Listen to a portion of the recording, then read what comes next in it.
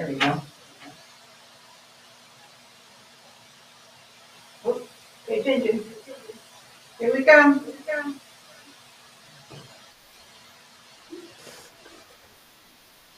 You're on. Okay. Good morning and welcome to another episode of High Octane. Um, Today we're going to get right into this. Fix this here. We're going to get right into this. Um, we're dealing with shattering the lies of narcissism. There's so many people today that everything is a narcissist. Everything is narcissism. You have somebody who could be controlling. Somebody could just have uh, an issue with, I don't know, being selfish. Oh, they're a narcissist. They're a narcissist, and it's like that's not true. Um, there we go. Sorry about that. Uh, that's not true. And then when there is the actual narcissism present, there are so many counseling, YouTubes. What was the last time I counted? Was it 80 something groups just on Facebook alone that talked about the narcissist? Beware of the narcissist. Uh, the telltale signs of the narcissist, and then it all goes into um, the things that run into other things. I, as I had said this before, I had sat in on other groups and watched this, and I'm like, as soon as I asked the question, well, what are you doing to lead these people out of this? They kicked me out because that's not how it works. You're just supposed to spend every day posting things about you're with a narcissist if this happens, and then everybody comments and moans and complains and says, oh yes, I know. And I've had enough of it. I've had women attack me saying that I'm dangerous. Oh, you don't know anything about narcissism, but I experienced it myself. But it wasn't narcissism in the form that they say. It was just it was a whole selection of other things. So, what I talked about last week when I told you that we were going to talk about this, but today we're going to talk about from the psychological side, the DSM-5 side, the mental illness of that. And I'm going to go through every one of the um, personality disorders that is in the cluster B um, in section. Trying to find the word. um, in that category. Thank you, Lord. That category, uh, because there's so many people that they take one, that the narcissist, and they run with that and say, oh, they're all this. They don't understand that narcissism can be a standalone. That would be no different from me to say, or to somebody else to say, that somebody with autism always has ADHD. That's not true. You can have ADHD as a standalone. You can have autism as a standalone. Sometimes it's not unusual to have traits of ADHD if you're autistic, but doesn't mean just if you're this or this. So let's get into this. And today we're going to talk about the psychology side of it. And then next week, we're going to go into this and I'm going to show you the biblical side of it.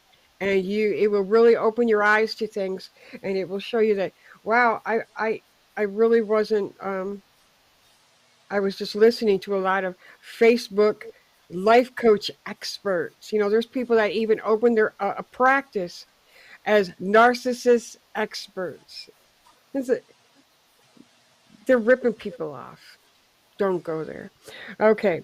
Anyway, so what I'm going to do is I'm going to read to you, um, and what I'm going to read to you is I'm going to read to you all the other personality disorders that are in the cluster B. And then after I finish reading them, and then so you can get an idea of what each one is, then we're going to go straight into the whole narcissism. So you're going to be able to see what is and what isn't. And it might open your eyes to go, wow, I diagnosed this person wrong, or I never knew it was like this or this. So it's there to, for your help. And I really want to get this straightened out. But we are moving into, when we go into the Bible, I'm going to be taking you into areas as to where you're going to start to see this. There's spirits of things in there, but I'm going to save that for next week. So let's get into this here, and I am reading from, this is one of my favorite books. I have so many of them from the DSM-5, and but this is one of my favorites. It's the Minister's Guide to Psychological Disorders, and it also talks about what these people with psychological disorders have and what they are like in the church. So it's one of my favorites. It's from Brad Johnson and William Johnson, and it is called The Minister's Guide to Psychological Disorders and Treatments. And I'll show you the book right here. You can see it right there, in case you're ever interested in picking this up. Okay, the first one we are going to start off with, let's see. I dropped my book when I was getting ready, and then the microphone attacked my hair, and I was stuck. And I thought, how am I going to tell everybody? Ah! So, okay, first one we're going to start off with is histrionic personality disorder. And here we go. Histrionic is the first of the cluster B. It's the first one. Personality disorders. And what it is, it says that histrionic persons have a nearby insatiable need. Now, this is, before I go into this histrionic personality disorder is more common in women than men. And when you start to hear it, you're going to go, oh, wow. And this will really open your eyes to some things. And it says that histrionic disorder, where did I leave it? Have a nearly insatiable need for attention and approval. When they are not the center of attention, now don't get that mixed up with narcissism, okay? This is a common symptom. They may have become depressed or angry. 2 or 3% of people meet the criteria for this disorder, and women are diagnosed as histrionic more often than men. Although they don't make positive initial impressions, appearing outgoing, friendly, talkative, and dramatic, they are gradually viewed as selfish, immature, and demanding of attention. They are extremely superficial in their thought process and emotional lives, which means that their relationships will tend to lack depth and be short-term in nature, which they don't last because of their behavior. Quite often, histrionic persons are very seductive, and relationships may begin with a primarily sexual focus. It is not unusual for these people to dress, or parishioners to dress very provocatively, wear excessive amounts of makeup, and become almost demandingly seductive. Relationships tend to be stormy as a histrionic person demands constant attention and attempts to control and manipulate the partner. Okay, this is histrionic. This is not narcissism. Thought process in histrionic persons can be described as flighty. They have very little eternal life and generally avoid blaming themselves for their own contributions to problems. Because of their cognitive and emotional superficiality, their involvement in religion and the church is often equally superficial and driven primarily by social needs and attention. Once members of the church begin to lose interest in them or become annoyed at their behavior, they will often leave the church. Now, here's some key points of them, and that is a consistent pattern of excessive attention-seeking behavior and emotionality in a range of contexts. Histrionic behavior, not narcissism. Specific indications of attention-seeking behavior and extreme interpersonal behavior characteristics: bisexual seductiveness, rapidly changing and shallow emotional expression, use of physical appearance to draw attention to self, excessively impressionistic, speech that lacks in emotional expression, highly suggestible, considers relationships to be more intimate than they are. When I read this, I can see a lot of the women that are out there, celebrity women that will wear stuff. I immediately think of the Kardashians because they have to put everything out there. They have to have the attention. If there's somebody else that is doing something, they've got to come in and do it more, or they lure the men. And I'm just going to say this: that is a characteristic of the Jezebel spirit. But we're going to get into all of that next week when we look into the Bible on this. Okay, the next one we're going to skip over to really quickly is borderline personality disorder. This is also in the cluster B category. And the common features and symptoms of a borderline personality disorder is have one of the most severe and disabling of the personality disorders.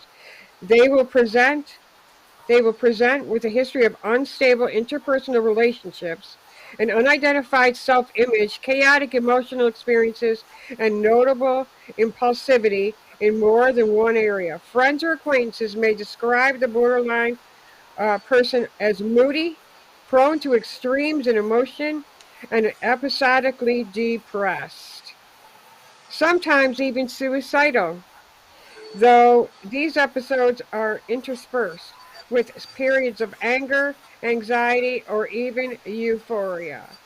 Now, I'm just going to, I touched on that. This is more of, because I really want to get into more of the narcissists.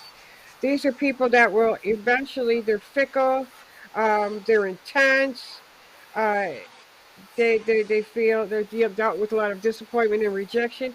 These are cutters. These are the ones that will do self-harm and self-mutilation. And when it comes to them at church, these people try to establish a relationship with the pastor and then create substantial conflict when inevitably they find the pastor too is imperfect. See, that's one of the things that they do. They build up people, and then when they find out that they're just as human, they get let down. They feel you let me down. I had you up on this pedestal that you were this or that. They also have uh, uh, impulsive and destructive behaviors such as binges and gambling, sex, substance abuse, or reckless driving. About 2% of the U.S. population may qualify for a diagnosis of borderline personality, suggesting that they are more volatile and service intensive group. For parishioners with borderline personality disorder will be considerably more likely to have a major mood disorder. The key indicators is a constant pattern of unstable interpersonal relationships, self image, and emotions, as well as pattern and impulsivity. Specific indications of instability and impulsiveness evident in frantic efforts to avoid real or imagined abandonment. They can imagine the stuff that they are actually being abandoned by somebody, which causes them to want to hang on more, get more clingy, or become upset than thinking that you are leaving them. A pattern of stable and uh, a pattern of unstable and intense relationships, uh, persistently unstable sense of self. impulsivity in at least two areas, a pattern of self-harm or suicidal behavior, or chronic instability in emotions, excuse me, feeling of emptiness, and problems with intense anger. Excuse me. Again, what I read to you, this one was uh, borderline personality disorder. This is not the narcissist, okay? So you can see some of these traits that people try to relate and stick on a narcissist. That's not a narcissist. This is uh, borderline personality disorder. Can somebody, it shows here with them, it doesn't seem like they have any characteristics of any type of narcissism. The histrionic person does. But the last one we're going to go into, and this is the one that they keep confusing narcissism with, which I always push this, and they seem to think that antisocial personality disorder is somebody who is an introvert, somebody who doesn't like to socialize. That's far from the truth. So let's get into this. And persons with antisocial personality disorder are often initially charming and likable. Now, they put that in the narcissist category. This is antisocial. Let me step out here for a second, too. Antisocial behavior is the common denominator that is found in sociopaths and psychopaths. So, um, however, let's see. However, uh, others soon find them to be manipulative, deceitful, and willing to do almost anything to achieve their own ends. They are irresponsible, and unreliable, highly impulsive, prone to illegal behavior, and sometimes vengeful regarding perceived injustices. They generally avoid attachments, and their relationships are superficial and short-lived. They are disloyal, highly exploitative of others, insensitive, and even ruthless. That's not a narcissist. This is an antisocial personality disorder, not a narcissist. Although people like to say that it's a narcissist, but it's not. Um, Antisocial people, men, are considerably uh, more likely to be diagnosed with antisocial. Will always have a history of conduct disorder in adolescence. That is, they engage in behaviors like shoplifting, truancy, lying, cruelty to animals, fire setting, vandalism, and frequent fighting. The more conduct problems in adolescence, the more likely the development of antisocial personality disorder in adulthood. Now, in the church, ministers should be alert. So you guys all listen to this. In the church, let's see, where did I get that? Ministers should be alert to two major manifestations of this disorder. Now, pay attention to that word. Keep that word in your mind. They use the word manifestations, okay, of this disorder. The first type of antisocial is the smooth, personable, charming person who manipulates and exploits others subtly. This is not a narcissist. I keep going back to back. I have to keep saying it. This is antisocial, often without detection for some time. The second type is the belligerent, antagonistic, and overly criminal antisocial type. This parishioner or person will have a clear criminal history, arouse fear in others, and be viewed as unpredictable and dangerous.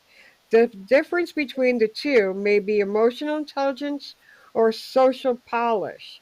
Both smooth and belligerent antisocials can be dangerous, and they are unlikely to experience remorse following acts of harm and exploitation. Key characteristics of these people with antisocial personality disorder include the following: inadequate development of conscience, irresponsible and impulsive behavior. With the inadequate development of conscience, uh, although his or her intelligence is often normally developed, the antisocial person appears unable to truly understand and accept ethical and moral values. even though he or she may claim to value those standards. The irresponsible and impulsive behavior, prone to thrill seeking and intense need for novelty. Antisocials will impulsively break the law with little regard for consequences of their behavior. They're also callously disregarded the needs and rights of others. So they also have an ability to impress and exploit others. This is another thing that they put on narcissism, but it's not narcissism. It is antisocial. They are likable and disarming and can be readily read the needs and vulnerabilities of those they exploit. Even when caught in a lie or criminal act, they can effectively rationalize their behavior or appear genuinely sorrowful. Rejection of authority, that speaks for itself right there, and the inability to maintain good relationships because they antisocials really have good friends.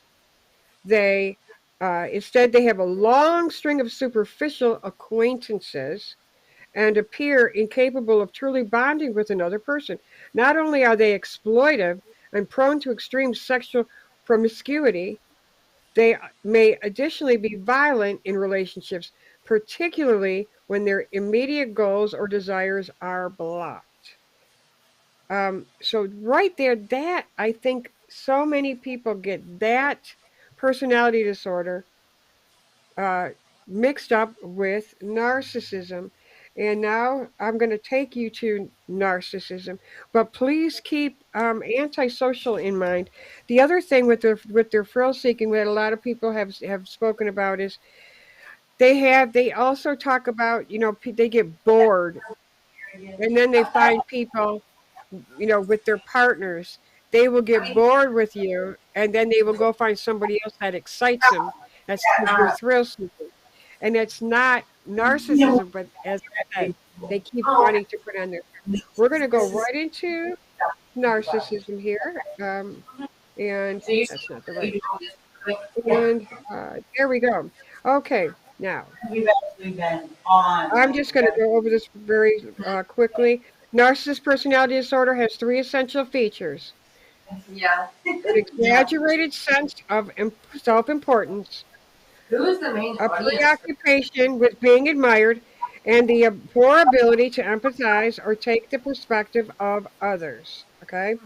The term narcissistic comes from the Greek legend of Narcissus, a young man who fell in love with himself and pined for his own reflection in the water. Chances are you know or have known it as a severely narcissistic person. Yeah, in that Greek legend, the narcissist couldn't. He had no empathy for anyone else, and one day he went in, and the legend is that he stumbled upon a pond or a lake and saw his reflection, and he fell in love with his reflection, and he could not leave it. He could not leave his reflection because he was so in love with it, and he pined away for it that he could not be with this reflection of himself because he thought he was just so amazing, so beautiful. He ended up dying there because he would not leave it. He would not eat. He would not sleep. He just gazed at his own appearance. And that is basically what narcissism is all about and what the definitions are. But to know a severely narcissistic person is one who is so self absorbed and preoccupied with garnering admiration. They're the ones that need all the likes. They're the ones that need all the they're the ones that need uh, accolades from people. They're the ones that take the cameras with them to show you how, when they go to feed, they're helping out a homeless person and they're filming it so you can see how wonderful they are. That's the type that they are. Narcissists possess a grandiose sense of their own importance and inflated assessment of their abilities. The very frequent overestimate their abilities. They frequently overestimate their abilities while devaluing and underestimating the abilities of those around. I've already read this, so I'm gonna say it myself because I'm getting tired of reading out of this book. Um, it says so. Basically, they in their mind, they are this incredible person, just like the legend, and that's the way they see it. And what they do is they pick out people that have incredible careers that are specialists, that are very smart, that are up on the scale, social scale. Those kind of people, important people, they will surround themselves with them, and what they will do is, as long as you keep and acknowledge that they are just as wonderful. They have a very grandiose sense of self. They believe they come first. They will do what they have to do to get into those circles. They will charm and everything. Now, when I'm going to show you to the proof, what I just read you from my book about how they are grandiose, very quickly, I'll go to my notes here. According to the dictionary.com, which I only use that if I have to look up a word for something. This is what they say the definition of narcissist is: a person who is overly self involved and often vain and selfish. Psychiatry part: a person who has a narcissist personality disorder. Psychoanalysis: a person who experiences or exhibits narcissism, deriving erotic gratification from admiration of their own physical or mental attributes. Okay, now we look to da, da, da, the Merriam-Webster Dictionary. And what does the Merriam-Webster Dictionary say? Extremely self-centered with an aggravated sense of self-importance, marked by the characteristic of self-admiration or an infatuation with oneself. That's what that dictionary definition said about narcissism. No violence, no nothing like that. Now I'm going to show you what the Mayo Clinic says about narcissism. So it basically uh, backs up everything I'm telling you. Narcissist personality disorder is a mental health condition to which people have an unreasonably high sense of their own importance. They need and seek too much attention and want people to admire them. People with this disorder may lack the ability to understand or care about the feelings of others, but behind the mask of extreme confidence, they are not sure of their self worth and are easily upset by the blah, blah, blah, slightest criticism. A narcissist personality disorder causes problems in many areas in life, such as relationships, work, school, or financial matters. Because they think so highly of themselves, it creates problems. They think they should have the they should start at, walk into a job and then they should be supervisor within a week. It doesn't work that way. A narcissist personality disorder causes problems in many areas of life: relationships, work, school, or financial matters. People with narcissist personality disorder may generally be unhappy and disappointed when they are not given the special favors or admiration they believe they deserve. They may find their relationships troubled and unfulfilling, and other people may not enjoy being around them. Treatment for narcissist personality disorder centers around talk therapy, also called psychotherapy. The chances of getting through that are 0 to none. Narcissist personality disorder, unless, when we go to the Bible part, unless they get delivered. Narcissist personality disorder affects more males than females, but it does affect females.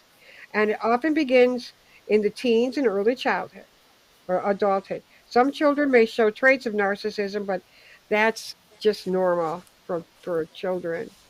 And the symptoms: having an unreasonably high sense of self importance and require constant excessive admiration. Feel that they deserve privileges and special treatment. Expect to be recognized as superior even without any achievements. Making achievements and talents seem bigger than they are. Be preoccupied with fantasies about success, power, brilliance, beauty, or the perfect male. Believe they are superior to others and can only spend time with or be understood by equally special people. Be critical of and look down on people they feel are not important. expect special favors, and expect other people to do what they want without questioning them, take advantage of others to get what they want, have an inability or unwillingness to recognize the needs and feelings of others, be envious of others, and believe others are envious of them. Behave in an arrogant way, brag a lot, and come across as conceited. Insist on having the best of everything, for instance, the best car, the best office. And the same thing, they also become impatient or angry when they don't receive special recognition or treatment. Have major problems interacting with others and feel easily slighted. React with rage or contempt and try to belittle other people to make themselves appear superior, have difficulty managing their emotions and behaviors, experience major problems dealing with stress and adapting to change, withdraw from or avoid situations in which they might fail, feel depressed and moody because they fall short of perfection, have secret feelings of insecurity, shame, humiliation, and fear of being exposed as a failure. That is the narcissist. Um, I could go on with the other part, but I'm not going to hit that today. I'm going to bring that in to the other, which goes into the psychopath versus the sociopath. But now you get to see that that is what the narcissist is.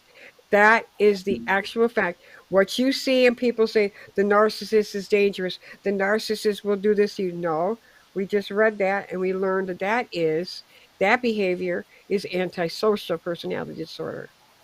The narcissist in church, if they come to church, they feel that they have a special gifting that nobody else has.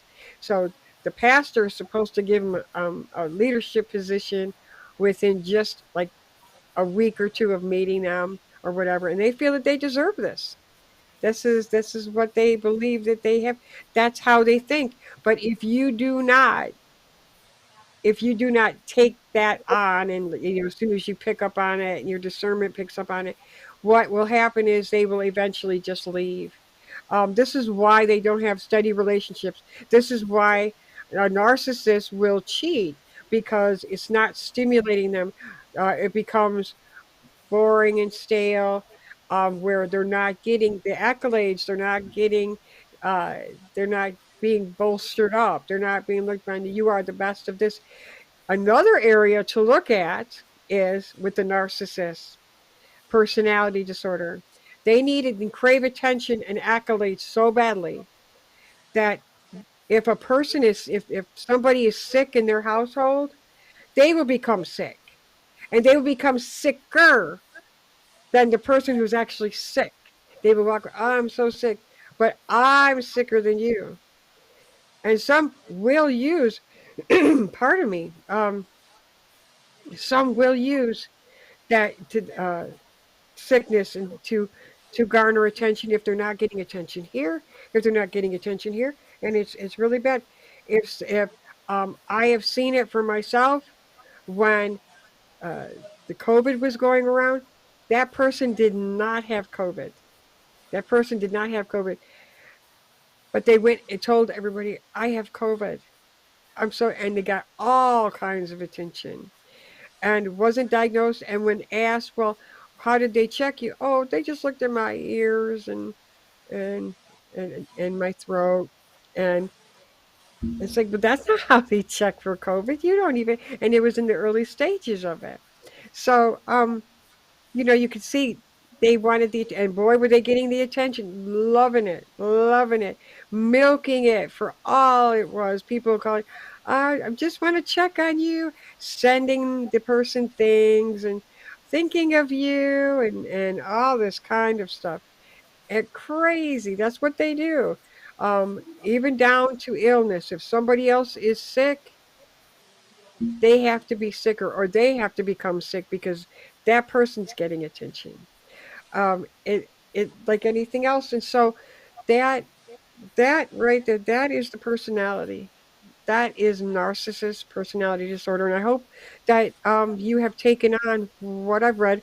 Again, the book that I was reading from is, hold on here, is The Minister's Guide to Psychological Disorders and Treatments, and it's by Brad and William Johnson. This is a book again. You can get it off of Amazon or I'm sure any bookstore, but it follows the DSM-5. So, if, being a pastor, minister, evangelist, and you need to work around a lot of people, I would recommend you pick that up. So you have that knowledge of, what kind of person you're dealing with. And so even if, you're not a psychologist or a counselor, uh, it's good for you just to know those little bits of what you're dealing with. Then you can go, I think I'm dealing with this. What do you think? And then you know how to deal with it. Then you can get, um, excuse me, you can get, the advice from somebody else. Okay, I believe this person is this. What are they doing? And so on. Okay, I'm down to my coming up on my last 5 minutes here. So I want to take the time to thank you for hanging out with me here, and I hope you enjoyed this. Uh, if you have any questions, you disagree with me, which many do, but you disagree with me, you can email me at Dr. CYNDI, which is spelled CYNDI, at xmediagroup.com. Again, that's Dr. CYNDI, CYNDI, at xmediagroup.com. You want to know more? Shoot me an email. You're dealing with something like that? Shoot me an email. You absolutely disagree with me and you have a whole different uh, idea of what those things are? Shoot me an email. Talk about it. You know, um, Next week, we will be going into part two of all of everything that we talked about. But this time, we're going to be looking at all of this from the Bible and from a biblical standpoint. And we're going to look to see, what is this really? This is what we see. We look to the psychology. Remember, I said that. And then we look to the Bible. And there's so many people that don't believe that. They laugh about it and go, oh, no, this is this and this is this. But I guarantee you, I assure you, that once you start to see what I have compared and put together, you will see, wow, this is really something. I did not know that. So that's why I'm bringing it to you, because you're going to be able to see when you look to the Bible, because it doesn't talk about that. In general, it doesn't say antisocial personality disorder. It does have a description of the behaviors of that. So I want to get into that also too.